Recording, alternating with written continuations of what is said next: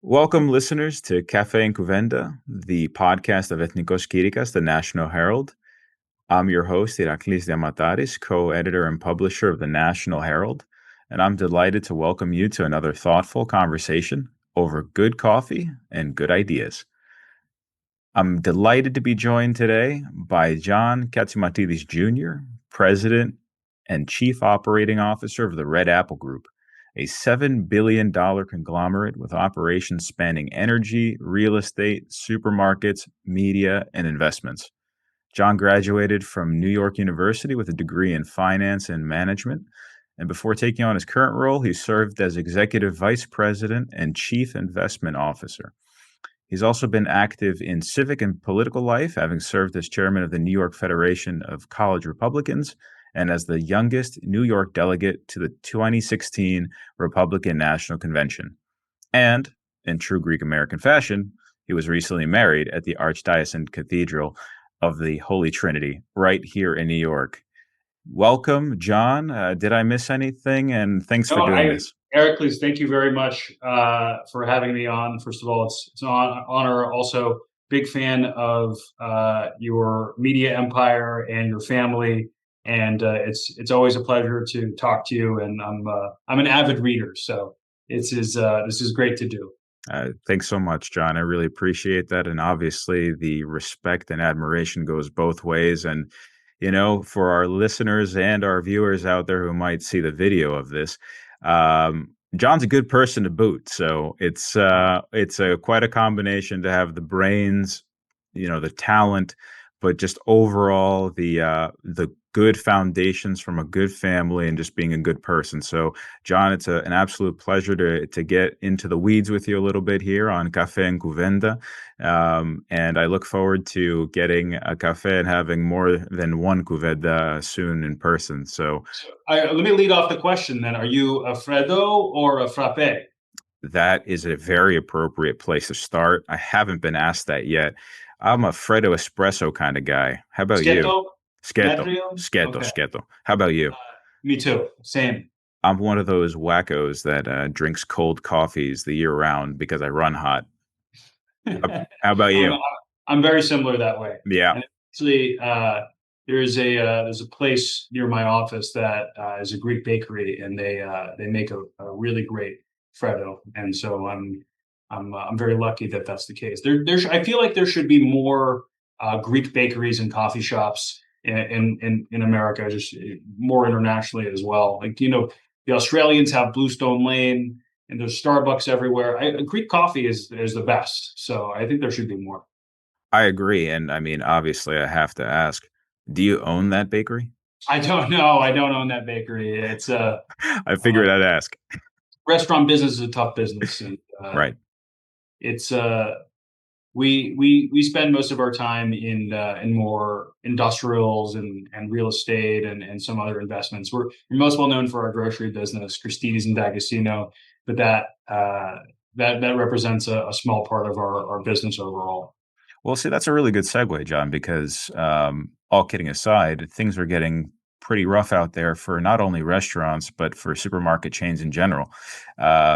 We have in New York a mayoral race coming up where that issue in particular, the supermarket issue, has been in the news a lot, especially surrounding one candidate in particular, Zoran Mamdani, the Democratic nominee for mayor.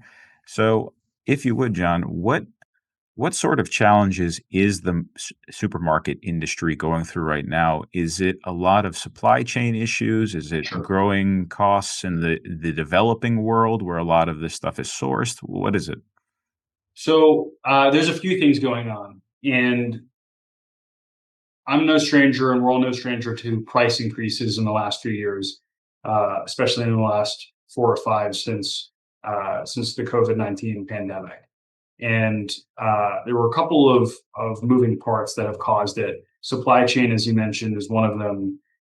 But the grocery stores, unfortunately, have taken the brunt of the political shaming from the far left candidates as increasing price too much. But if anyone in the grocery business knows, or who have been investors in the public markets and study grocery businesses, is they run it very low margins, mid-single digits, 2 to 4% type margins.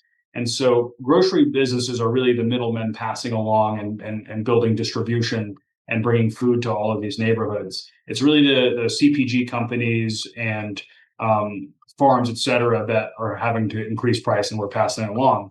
But then it's still not even as those companies have increased their margins significantly. There's massive labor cost increases, and fuel has a big one. If you think about the price of oil and the price of gas when you're driving to work, you think about the price of diesel that costs to transport all of the food, and that all gets passed through down the line. So I think there's a fundamental misunderstanding of some of these candidates, or maybe they understand it and they just don't care, and they want to convey it that way. The other thing in New York that's been a big struggle for the grocery business is since around 2020, I can't remember the exact year, but a policy known as non-cash bail was implemented that essentially allowed shoplifters to get out of, after being arrested, get out of prison the same day without having to put cash up, which is, that plus, non-enforcement has led to, people who have been arrested 5, 10, 15, 20 times just going back on the street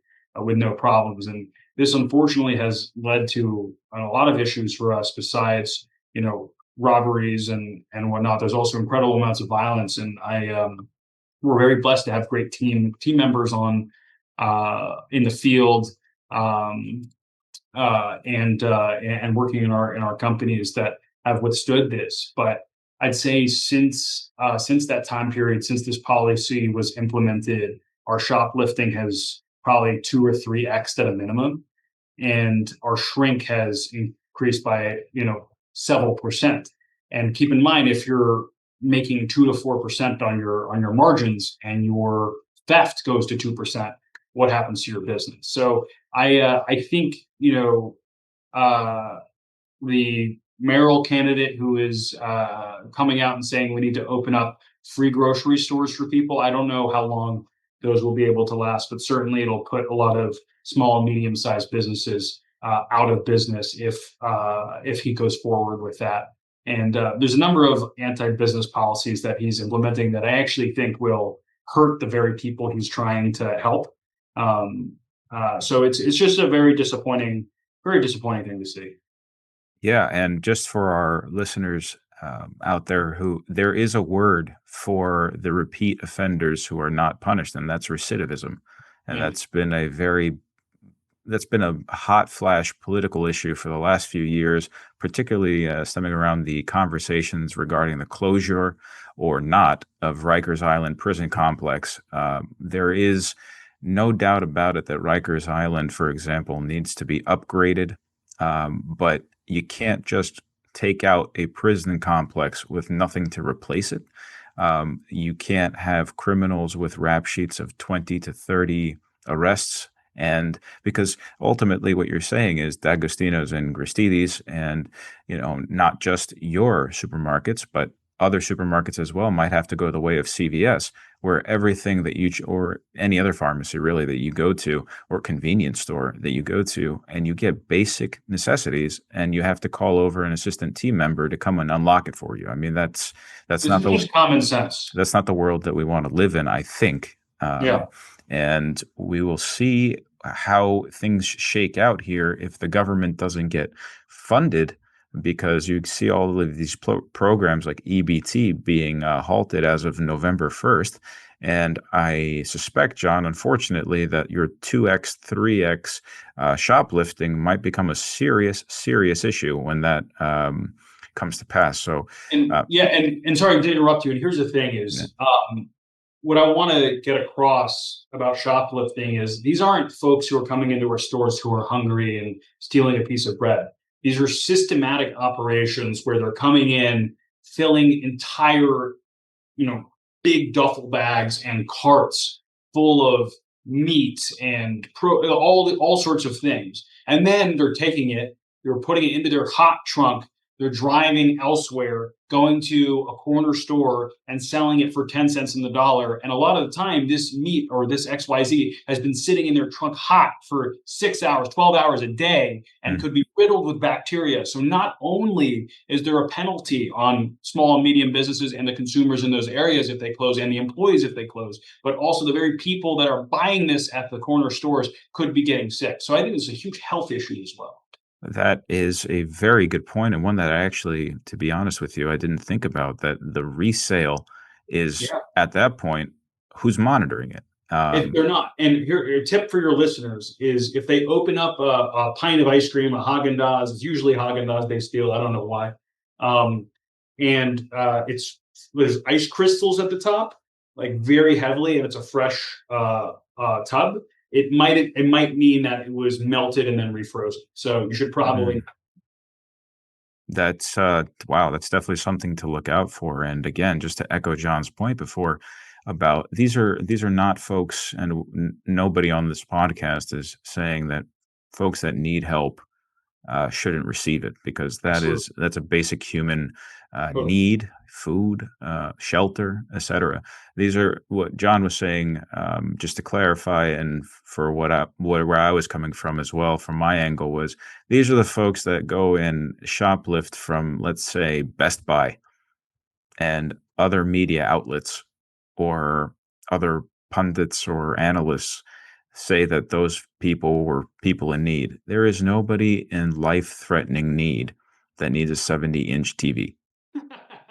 It's You're not 100% right. that's You're not 100% right. that narrative has to stop. Totally. Well Yeah, said. yeah, thank you.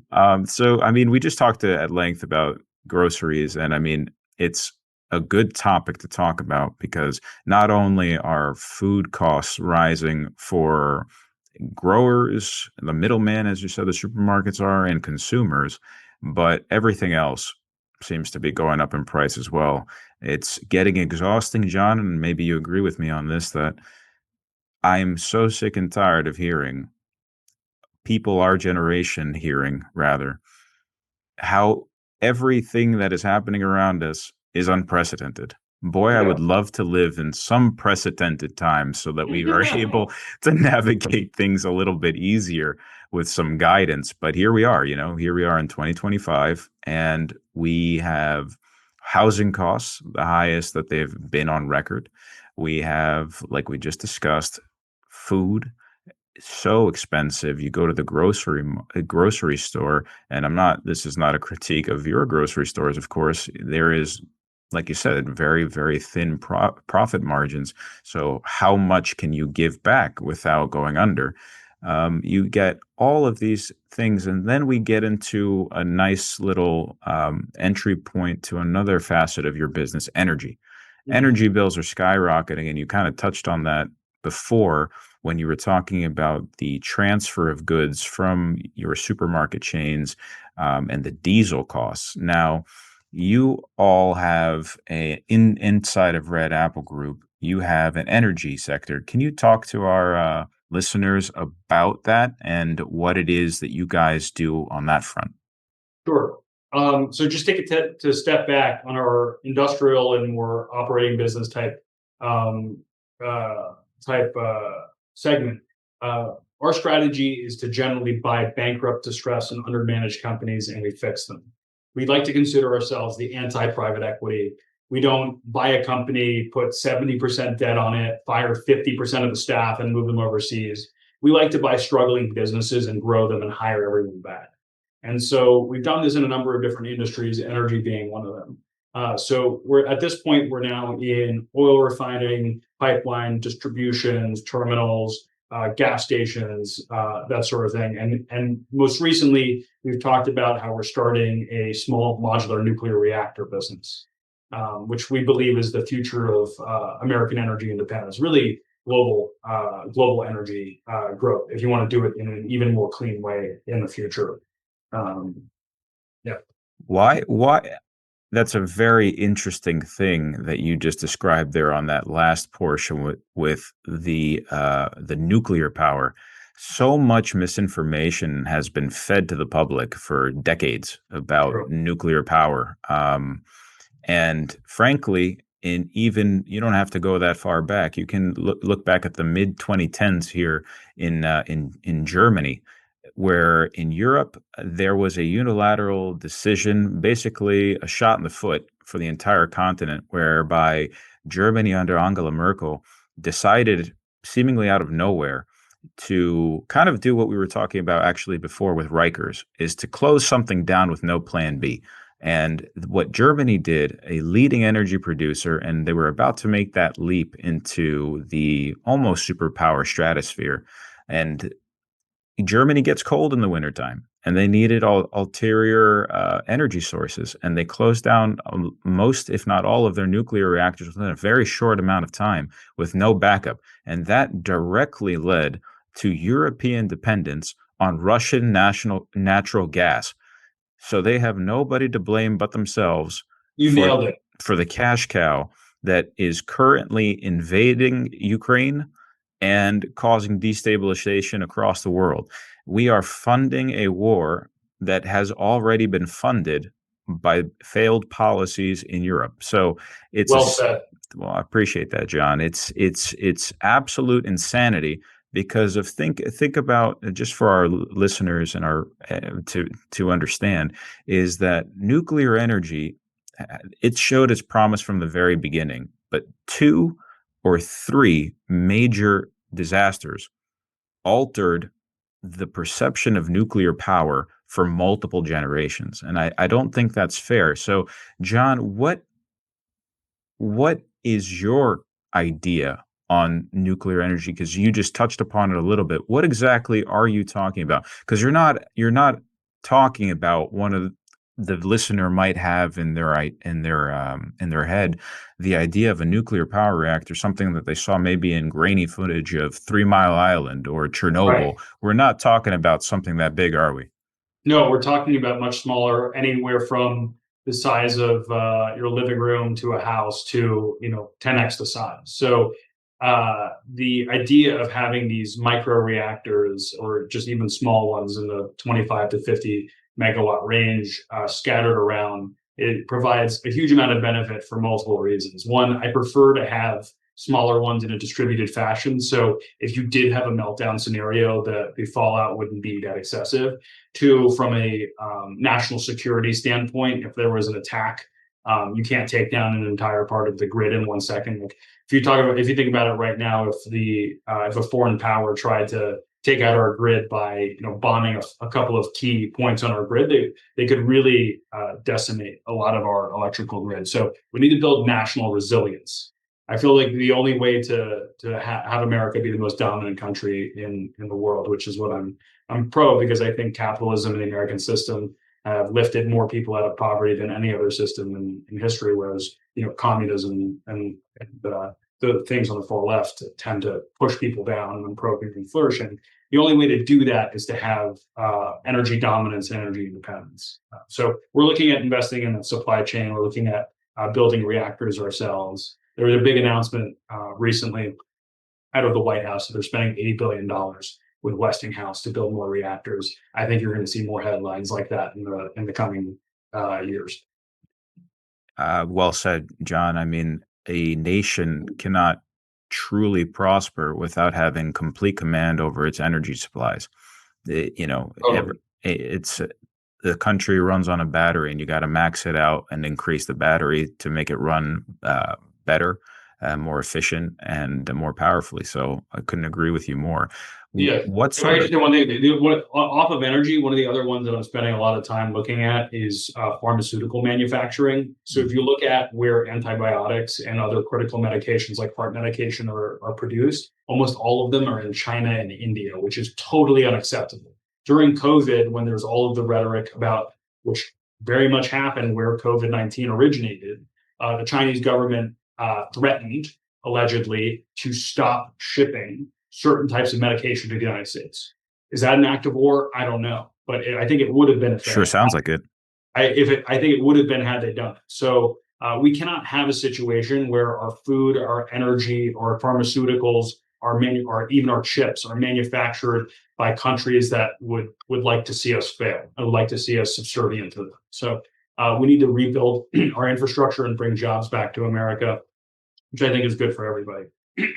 I completely agree with you there. It is a national security issue when there might be an outbreak of something and you have to depend on the goodwill of a country half a world away that does not want your best interests and wants you to falter. So that is not a winning strategy. So I'm glad you brought that up because that is basically biochemical warfare.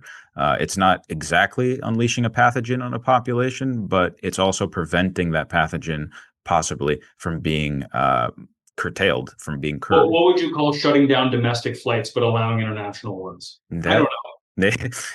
I don't know. Suspicious. Who does?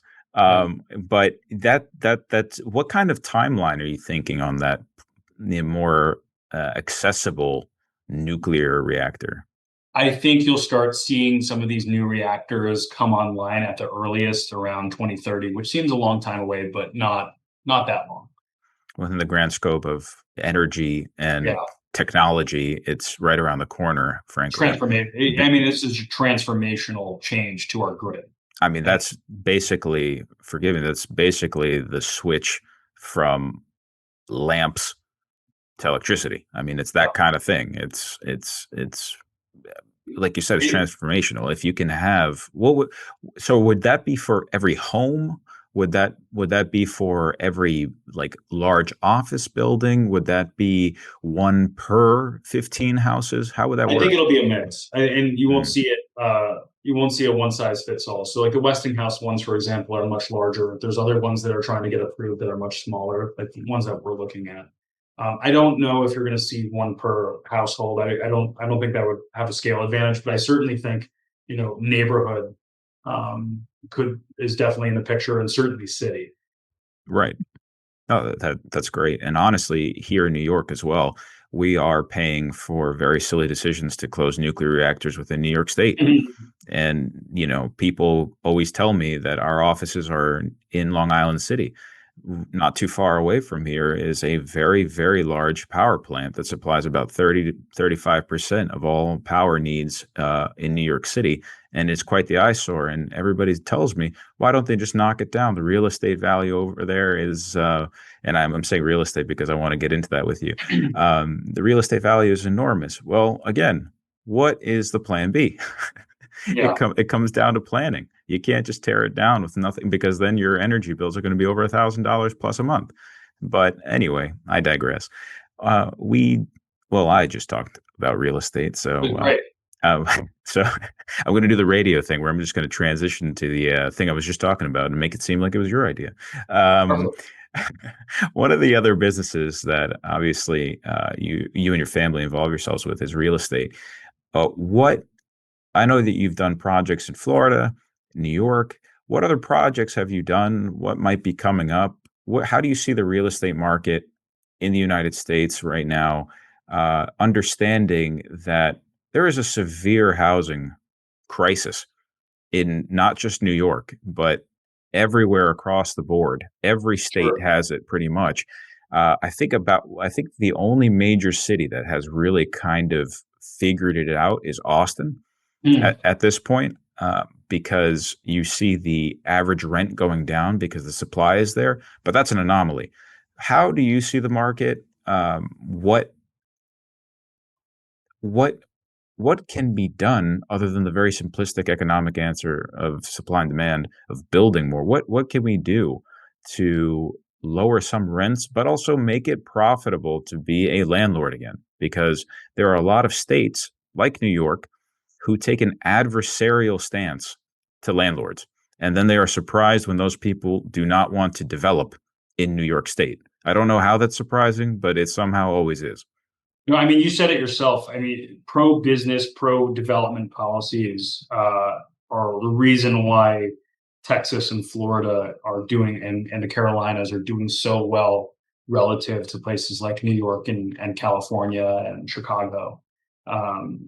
It's a supply and demand issue. It's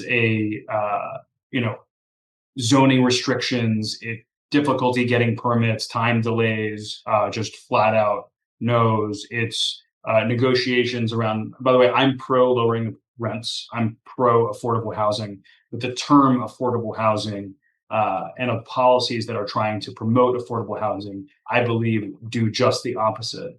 And I think they're very well intentioned, however. So I'm pro building more supply so that rents are lower. I unfortunately think the rent freezes that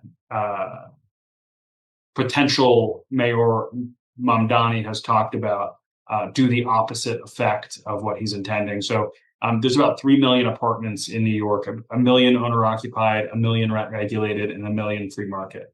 If you make it impossible to build, which it's better now, but he'll make it worse. If you make it impossible to build, if you freeze the rents on rent regulated units, there's only a million that are free floating, and uh, and you make it impossible to build. I mean, you're just going to see free market rents go up precipitously. Is it So is it overly simplistic of me to think that this problem can be relatively quickly solved by change? And I understand that a recent law was passed to address this, but could this be somewhat expeditiously solved by zoning? yes, 100%. And also, there's something like 40 or 50,000 units that are just not on the market because landlords don't want to put them on the market because they don't want to have to lease it to a tenant that is never going to leave. And housing court right now, it'll take 6 months, 9 months to actually get a tenant out of one of your units, and you have to spend all the legal costs and there's all the deferred rent. So it's you could pass laws to help both of those things and immediately see rents come down.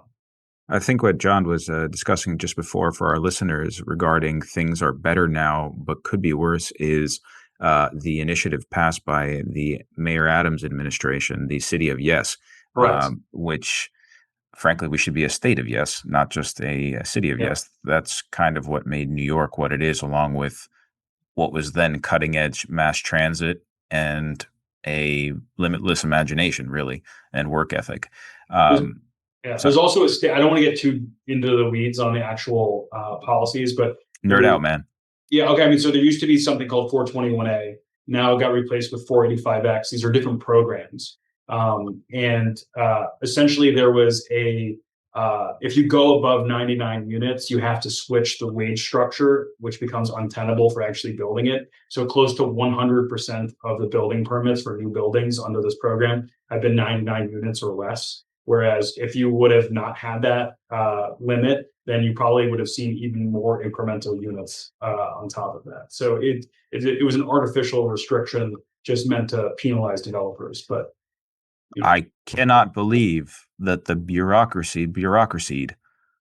Wow, yeah, yeah, not that's not, not great. But honestly, like Eraklis, as I mentioned, I do believe that these are all well-intentioned people, and they want to do the right thing for their constituents. It's just that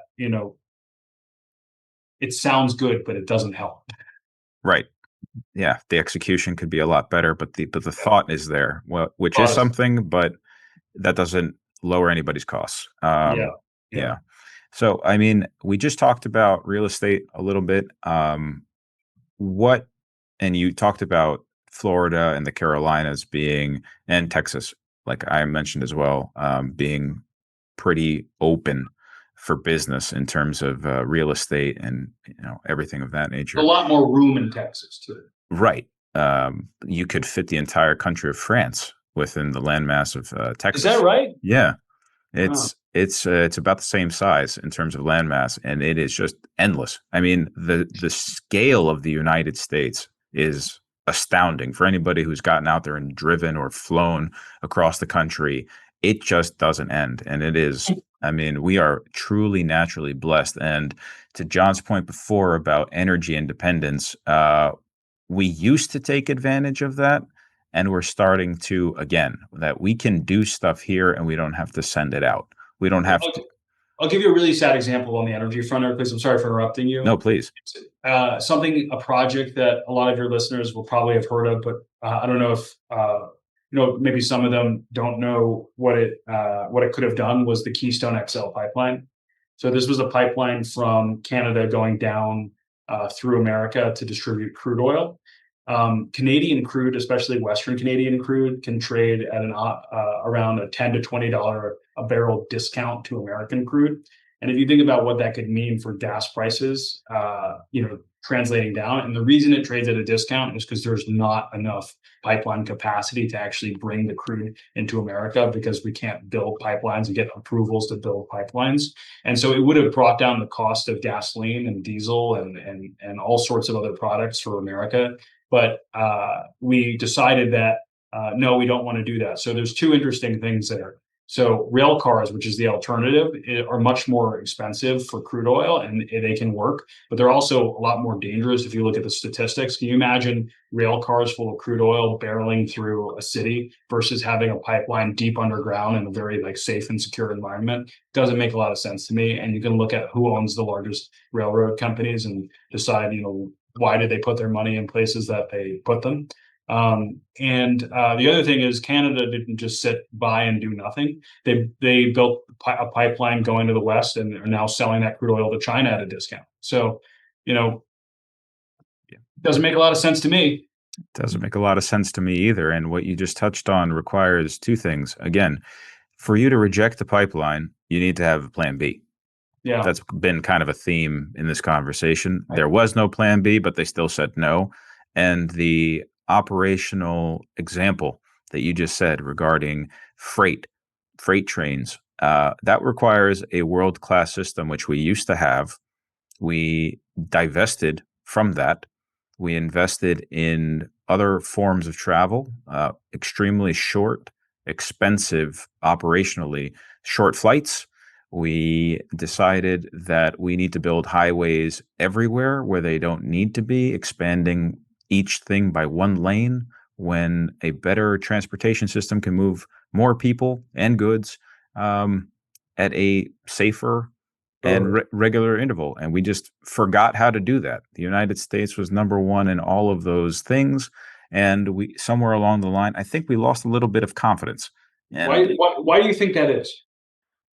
It's weird. I think in that particular example, with the infrastructure being the way that it is in the United States, I think we got complacent after World War II. I think when those veterans came home after heroically performing their duty overseas, I think that first of all, we invented the concept of suburbia. Everything before that was what Americans pay a lot of money to go see in Europe, which is walkable cities. And I know they get a bad rep for whatever reason. Walkable cities were equated to communist hubs. I think I was reading the other day in an article. Nothing could be further from the truth. We used to have cities that were densely populated, obviously with poor living conditions because of the times. But that's what made New York what it was. We had after World War II, we started becoming a car-dominated country. We started getting away. We started drifting away from each other. And in doing so, we started kicking the can down the hallway for the next generation to pick up the pieces, and nobody ever did. So now we have creaky infrastructure that simply doesn't work. And now the circular argument is, I don't want to take mass transit because it's terrible, so I'm going to drive. But if I drive and nobody's taking mass transit, they won't invest in it. So it's a circular argument. And yeah, that makes total sense. There's no reason. It's embarrassing that America doesn't have a bullet train. And that is very embarrassing. And they won't, let Elon Musk build his trains, which seems a little crazy to me. And you mentioned veterans.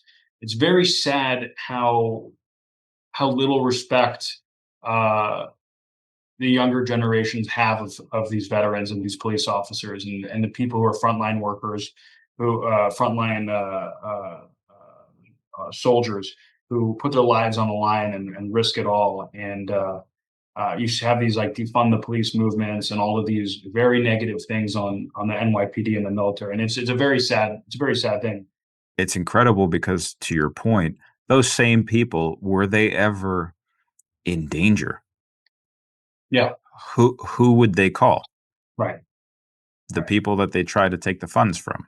Yeah. And it's such grandstanding that I think, and I don't know if you agree with this, I think we're coming to our senses a little bit on that front. I hope so.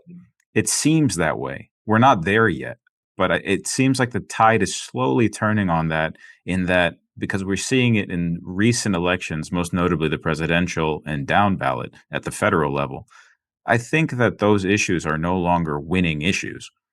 Even the uh, presumptive mayoral candidate, Zoran Mamdani, had to do an about face on Fox News on this issue. He would not have done that if he could just coast by on a defund the police message. So, I mean, if a democratic socialist had to do an about face on national television, maybe things are shifting. But to your I point, hope so. the lack of respect, and I would go further than that, the lack of respect generally, and the lack of shame generally, is plaguing not only our society but a lot of societies in the West. And it's up to us. It's up to you as a new parent. Mm, Congratulations. thank you. Um, to instill in the generations that come next. Totally. We gotta. There's a lot of things that we should leave in the past, and those things are not two of those. And there are things from the past that we need to bring forward, like faith. And Sure. unfortunately, I think a lot of people in the younger generations are not as, I think they're obsessed with materialism and there's a great book, The Anxious Generation, about, us just trying to push approval from others and envy into our guts to fill it. And what they really need to do is come back into communion with God. And I think that's one of the ways we can help reunite the country going forward, and bring values back from our faith and in our country. It seems like our generation, and maybe the one just before ours, replaced preachings with prescriptions. And What a I line! What a line! Yeah, that it is not everything's a quick fix, yeah, just like the rise in divorce rates. People used to work at marriages instead of just up and leaving. People used to take the teachings of the Bible or whatever religion they may practice and try to apply it to become better people, instead of taking a box full of pills a day just to get them through the day. I totally. think I think what you said is very powerful, and I mean that's a pretty good connector to what I want to get into, just as we try to wind down the conversation so you can get on with your day because you got a lot to do. Mm. Um, what so to make it a more personal, we talked about the business, we talked about the state of the world, we talked a lot about a lot of things. What was it like to be John Catsimatidis Jr. growing up? What was that like in the Catsimatidis household? What was it like to grow up in that, and what kind of responsibility did you feel being surrounded by all that? What I was going to say, half joking, is because we're in the grocery business, it meant getting a lot of samples and getting to try them. Um, were and you were you the taster? I was the taste tester, and I felt bad some of the time. Well, my dad has this very funny story that he likes to tell, that he used to have this cat who lived in his office, and I think he came home with him. I don't know, it was years ago, before my time, and people would come in and try to sell him new cat food, and he would open the cat food and he would open the old cat food and put them both on the table, and then he'd put his cat on the table, and if the cat didn't want to eat their cat food, he wouldn't stock it. That's So genius. you'd have these people who are, like, trying to build their businesses, like hoping this cat eats their cat food. It's just a very, very funny situation. So I was that cat, a couple of times with children's cereals and foods, which was pretty funny. But to talk, less in a joking way, my dad's an immigrant. He was born in Greece. Very proud of his heritage. I'm very proud of our heritage. My grandfather was a lighthouse operator for 17 years off the coast of Nisyros, Greece. saving up enough money to come to America and provide for his family. And I was able to watch my dad start from nothing. And when I was older, he was already building, but live the American dream and do it in a way where he created jobs, not shut them down. And that left a tremendous mark on me and continues to leave a tremendous mark on me on what it means to be an American and be a human being and build for others and live for others and serve. And I view that as really like my central ethos is trying to make sure that upwards mobility in America and the American dream is still accessible for people who might come here just like my dad or grown up in Harlem or grown up in other parts of our country who have been left behind, making sure that that opportunity is there for them. So I feel that responsibility in when I make decisions in business, when I make decisions in politics, when I make decisions in all sorts of areas. So that is how I would that's how I'd phrase it. We share that in common, John. That was a very funny story about the cat. Cat's his cat. That's his cat. But also very moving about what your parents and your environment basically at home drilled into you from a young age, and you very tellingly have kept that up as you've gotten older, and that speaks to the family values. Now, you mentioned Greece and Nisiro. What's your relationship to Greece? Do you go often? We try to go at least once a Do year. you feel it? Yeah, I do. We try to go at least once a year, and I do feel it when I'm there in a big way. And it's nice to be with family, no matter how distant. We have an unbelievable heritage that we share, and it's it's been an honor to be part of the Greek community my whole life, but even more in an increasing fashion, getting involved in various organizations.